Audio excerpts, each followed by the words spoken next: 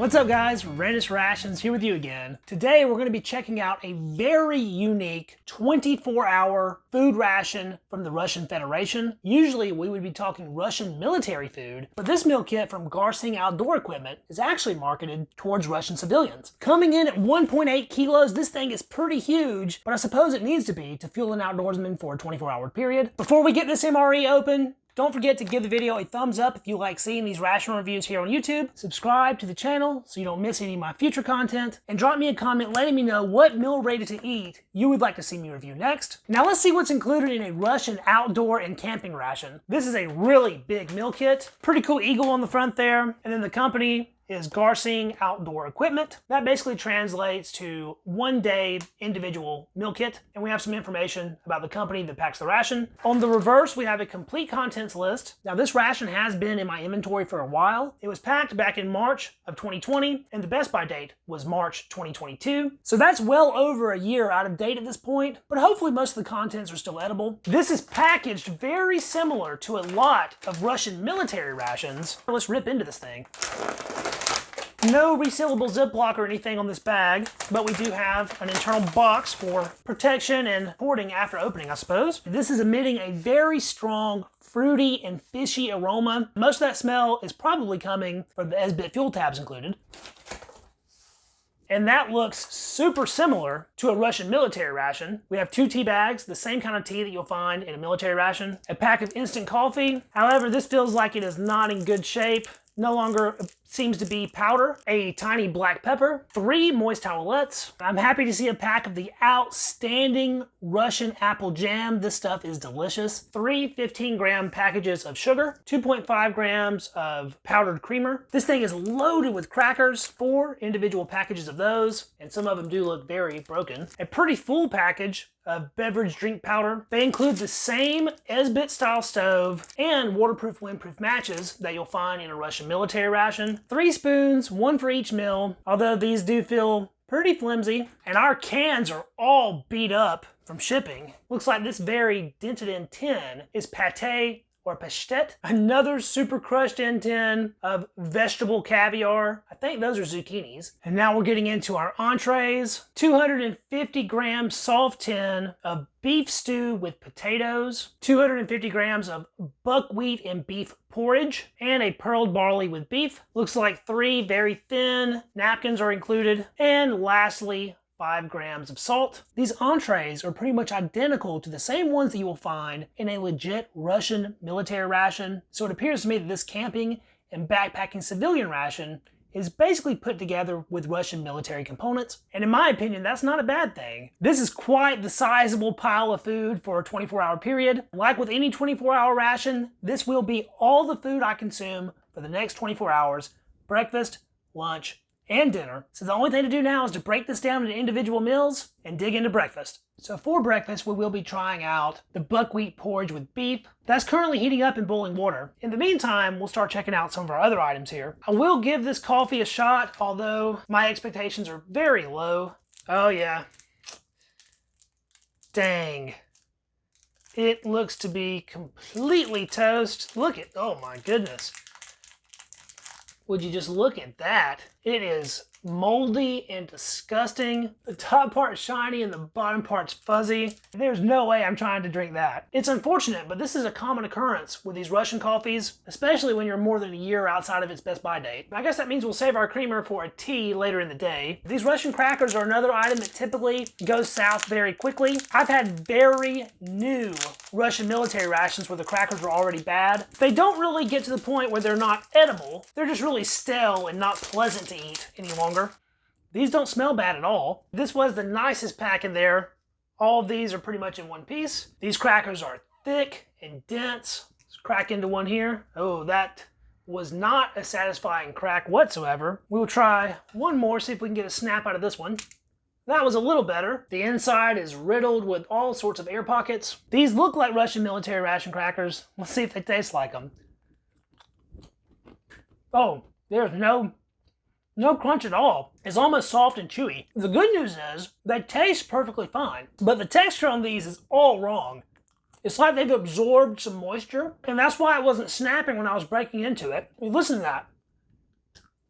They're not crunchy or crispy at all. They're almost doughy and bready, but I'm pretty stoked that they taste good because a large percentage of this ration's caloric value is coming from these crackers. And although not as satisfying to bite into, these are still very edible. They still have a toasted bread-like flavor, and since they're not crunchy, they're actually a lot more bread-like than what you would typically run into with a cracker. Our pastete here, or pate, is actually chicken pate. Typically, I would expect something like this to be made out of a combination of meats, but predominantly featuring both pork and pork liver. So chicken departs from that just a little bit. Oh no.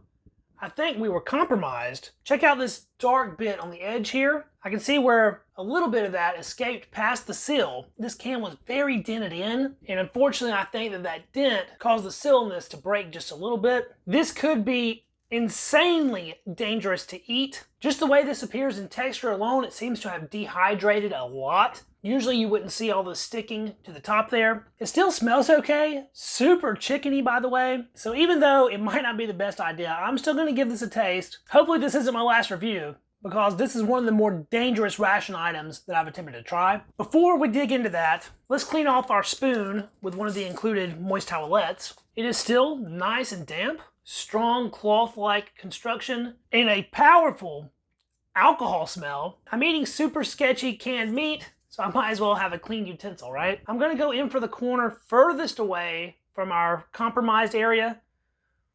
That would be down here. It cut very smooth and soft. Nothing about that necessarily looks bad to me. Nostrovia.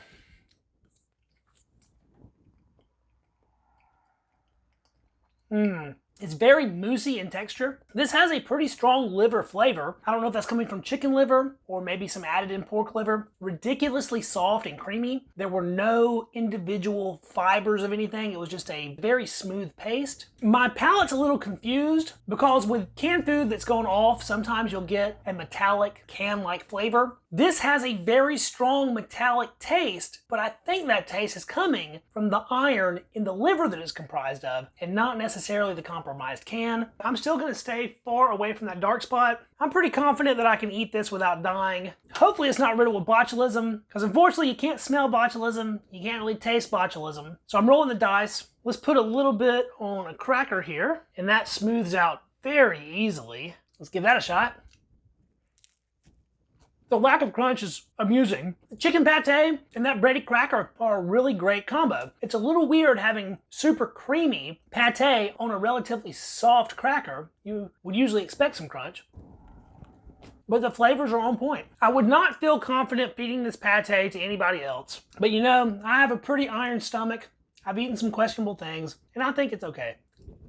I must like it because I'm going in for cracker number 3 here. And chicken pastete is pretty good stuff. I'm excited about this apple jelly though. This sprung just the slightest leak of its own, and it's still a little bit liquidy. Same thing, I'm gonna eat this regardless. I just, at this point, don't really care. Look how dark and rich that looks. Very thick for a jam or jelly. And there's just the smallest little bits of apple in there. There's no discernible smell really. I guess all we can do is taste it. Tangy, sweet, rich, fruity flavor. I'm always surprised by how little this tastes like apple and how much it tastes like a dried fruit, like a raisin or a date. Put some of that on our cracker here. Try those two together. Again, not having a crunchy cracker is a little weird, but the flavors are all good, so I'm happy about it. I love this stuff. The fruity flavors are so powerful when you compare it to the jams and jellies that we typically have here in the US. Perfect combination of sweet and sour. I can suck this stuff down by the tube, it's great. And now we have our steaming hot beef and buckwheat porridge. That sounds like the perfect kind of meal to start the day. Buckwheat looks a lot like rice. I'm gonna try to remove this all in one go. Look at that, one giant puck of buckwheat porridge, and it is steaming hot. These 250 gram mains are the same size that the Russian military provides their soldiers. The smell this is emitting is one I'm very familiar with. I've basically had this exact same dish half a dozen other times. This is Russian military food, plain and simple. This is comprised predominantly of buckwheat grains, as you would expect, but all throughout that grain is little flakes of broken down beef. There are no large pieces of meat in here that I can see at all. I uncovered some kind of little pod. I was thinking it was maybe black pepper, but I've never seen a peppercorn that looks like that, so I'm actually not quite sure what that is. It looks kind of like a coriander seed, but it's too dark. If you know what that is, let me know down in the comments. This stuff looks pretty good. It has a strong, meaty aroma to it, although that is sort of counterbalanced by a little bit of a paper or cardboard smell that the buckwheat's giving off. I'm starting here with a heaping spoonful. Very soft. And that buckwheat just kind of disappears. The first thing my taste buds picked up on was salt. This is very heavily salted, but that is darn good. It smelled a little bit like a cardboard box, but I'm not tasting cardboard box at all. All I'm tasting is hearty, filling, energy-providing grains and meat.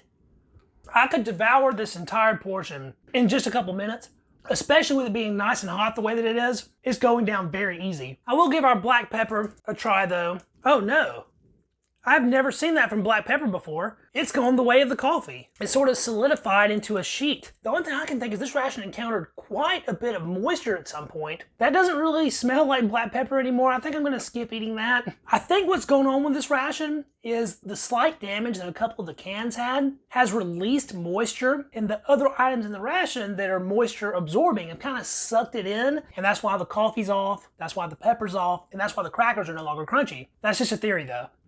I guess that does it for breakfast. I'll finish up the rest of this meal off camera and I'll be right back at you with lunch. I was pretty excited about our lunch until I was sort of uncrimping this can of vegetable caviar, and I noticed that there's a little pinhole in this, and if we squeeze on that, look at that.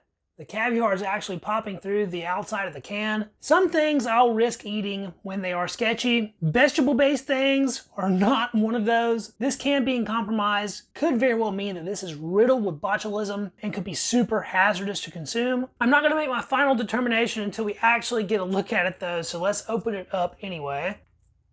Ooh, oh no, it's pooping out there. I don't know if it was under pressure or it was just the fact that the can was sort of dented that caused it to splooge out like that. Oh, and I'm making a huge mess of it too. Guess we'll have to use one of our napkins. That's what they're here for.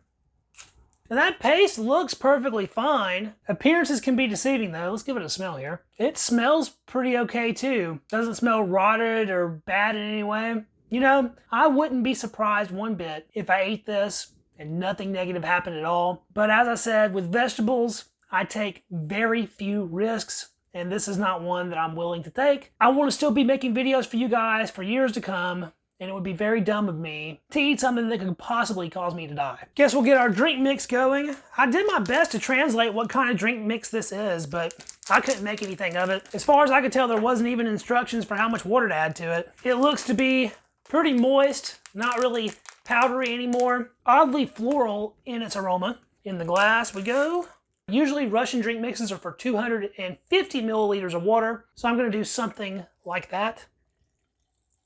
These drink mixes have real sugar in them, so they can be quite difficult to dissolve. This one is no exception. It is very chunky. So much so, we're gonna revisit that in just a moment. Once again, I do have our main preheated. I boiled it in a shallow water bath. This is our beef with pearled barley. There is a substantial oil slick on the top of this. These grains of barley are 5 times the size of that buckwheat. Plop this one out. All in one go again. There is a lot of oil in this. That's pretty characteristic of Russian rations. I've encountered beef and barley kasha before that has a sort of odd floral aroma. The smell in this one though is just plain old good. It smells super meaty. I'm excited about that. I might have could have let it heat a little bit longer because the inside feels like it's not completely soft. This is a very similar item to what we just had for breakfast. Beef and grains, and there are no discernible large beef chunks that I'm seeing anyway. The main difference here is that your grain is, of course, this barley instead of the buckwheat. I have no idea what this is. Is that a piece of a carrot? Or a piece of meat, or, I mean, carrot would sort of be my guess. We'll delve into that in just a minute. For now, let's get a big spoonful of that and down the hatch we go. Oh. Oh, yeah. That barley is so creamy and smooth. Again, the sodium level on this is high, like the one we had for breakfast. That barley is just so good though. I would really like to see a little bit more meat in this. It's almost all grains, but as far as grains go, it's hard to beat this barley. The flavoring is super basic. I don't think there's a single spice in this. It's just salt, meat, oil, and barley. And when you combine those in this sort of slow cooked, porridged method, it turns out really well. Now let's see if we can figure out what this is. Even tasting, I can't say for sure. I'm gonna stick with that most likely being carrot, but it didn't have any real sweetness. Usually that's how you can kind of pick a carrot out. It had a little bit too much texture for me to think it was some kind of squash. And there's another small flake of it there. So I'm gonna say there's a little bit of carrot in this as well, which is a good addition for nutrients if nothing else. My whole idea with this main was to take our vegetable caviar and put it on top of the barley and enjoy these two together. Since I'm not going to be eating that caviar, sadly, I won't be able to do that. But this beef and barley is completely fine, all on its own. It doesn't need any help from anything. Although that black pepper would have probably been a nice addition to this one as well. All right, let's check out our drink once more. Another quick stir there. There's still some chunks that I just cannot seem to break down in this. Very yellow in color. Smells sweet and fruity, but I couldn't tell you what fruit that smells like. A little bit tart, very sweet, and actually a pretty light fruit flavor. I think this is maybe apple with some citric acid, so it's like a lemony apple sort of. But there's also this perfumed flavor that doesn't really seem to come from the fruit world necessarily. That's a darn good drink mix though. I would happily drink these all the time if they were more available. This has been a very satisfying ration so far. There's not that many individual components, but the mains are super substantial and will really keep you full for a long time. After breakfast and lunch, I'm gonna need a good long break before I'm ready to eat again, but I'm definitely looking forward to that beef stew. For our dinner meal, I had originally planned to heat it using the included Esbit style ration heater and matches, but I uncovered another nasty surprise when I was inspecting this can for our main entree. Our stewed beef and potatoes, unfortunately, suffered some shipping damage of its own, like a couple of the other tins did. We can see there that contents leaked out of the seal, but the can itself is also compromised. There's a crack there that was leaking out contents.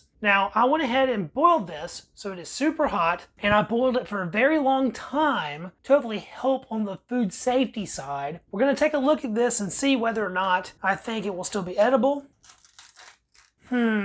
Well, right offhand, it doesn't look all that bad really, but neither did the vegetable caviar. Right around where that hole in the can was, things look to be a little bit darker than they do in the rest of the meal. This is not the best smelling main. I don't know if it ever was, so it's hard to rely on my nose to know whether or not this is safe to consume. I'm sure since this was boiled, any pathogens that may be in it have been circulated all throughout the mix, but I'm gonna err on the side of caution whether or not it matters and just scoop some from the side furthest from the rupture. So this does have pieces of roasted beef in it. This particular piece of beef looks to have a lot of connective tissue or skin attached to it. Look how soft this is. It's just falling apart with the most gentle of pressure of the spoon. We have lots of sort of sliced pieces of potato in this, and there are some little shreds of carrot. Aside from smelling like roast beef, it has a little bit of a sourness, almost like there's some tomato in this. One thing I can say about this particular ration that's a little bit disappointing is that there's very little meat in these entrees. Every single entree was almost completely carbs, and although this entree has the most meat from any one that we've inspected so far, even it is mostly potato. We'll get a spoonful there of some of our roast beef and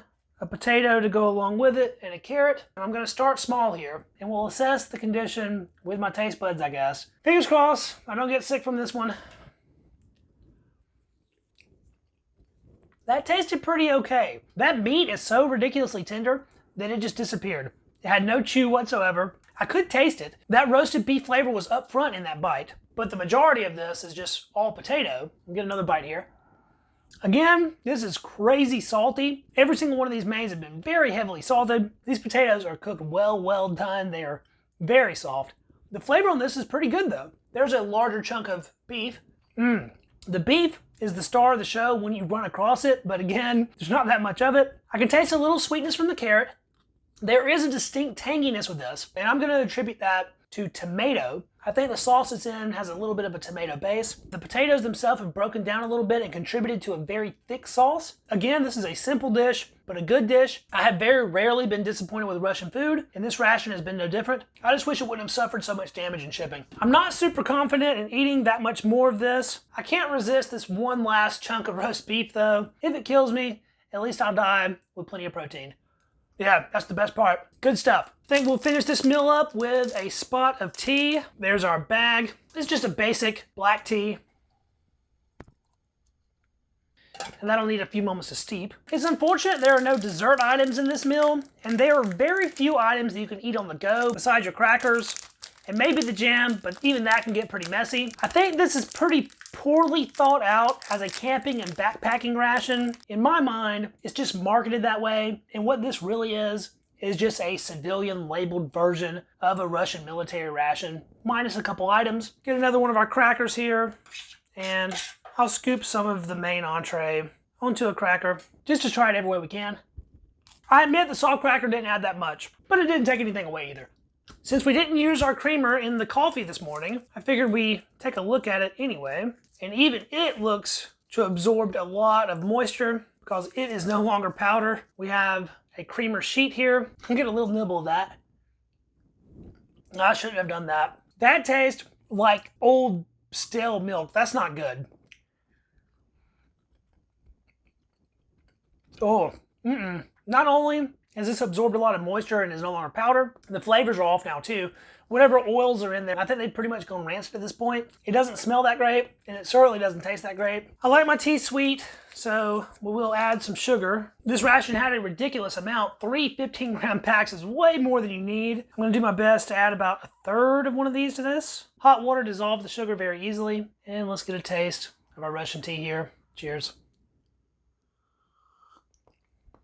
The sweetener's good. Very low bitterness on this. It's a mild cup of tea, but a very nice flavor. Black tea. Very good. Slightly tannic, a little bit astringent, but a pretty wonderful flavor. That's a nice way to finish out the night. And that, my friends, was a GARSING outdoor equipment 24-hour ration from the Russian Federation. Pretty unique in its idea, but when it comes down to it, this is pretty basic Russian military ration stuff, and that's something that I'm not mad about. If you enjoyed this video, please remember to hit the thumbs up. That really does help it out with the Google algorithm and getting it distributed out to other viewers. Subscribe to the channel so you don't miss any of my future ration review content, both commercial and military, new and old. Drop me a comment letting me know what you thought about the review and whether or not I was too risky or not risky enough in tasting some of the items that I did, and I'll catch you guys in the next video. See you then. Peace.